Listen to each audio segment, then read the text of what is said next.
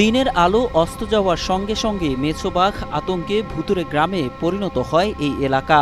সন্ধ্যার পর জরুরি প্রয়োজন ছাড়া ঘরের বাইরে একা বের হয় না এখানকার ৪ গ্রামের হাজারো মানুষ।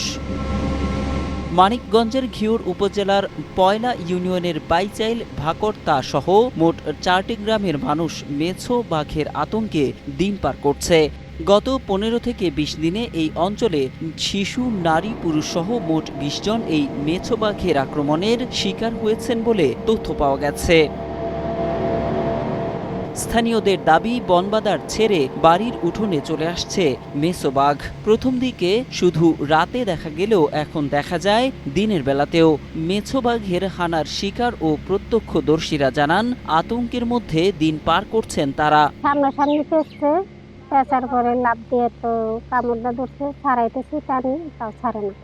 ছাড়ানোর পরে আমি তো শিখেরই পারতেছি, ছাড়ানোর পরে আবার ফিরে এই কপালের মধ্যে কামড় দিচ্ছে। 15 দিন আগে আমাদের এই জায়গা যে একটা আতঙ্কের সৃষ্টি হয়েছিল, এই শিয়াল এবং মাইসা বাঘ, একটা মাইসা বাঘ মারা হয়েছে, অনেককে আক্রমণ করছে। বিশেষ করে মাইসা বাঘটা আক্রমণ করে এই মুখের দিকে। কালকেও আমাদের এই জায়গায় একটা বাঘ দেখা গেছে, মাইসা বাঘ রাস্তার এপার থেকে এপার গেছে, অনেক মানুষ দেখছে।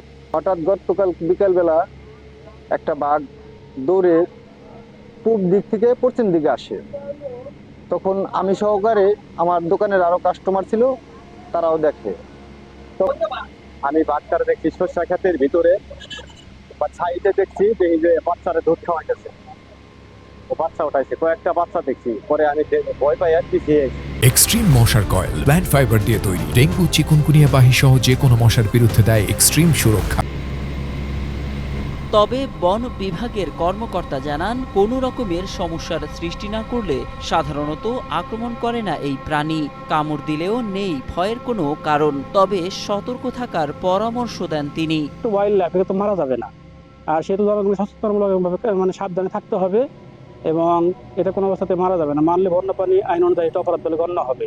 মানুষ আতঙ্কগ্রস্ত হওয়ার কিছু নয়, উয়ার পরিবেশে থাকবে। কেউ যদি ডিস্টার্ব না করে তাহলে সে কামড়াবে না।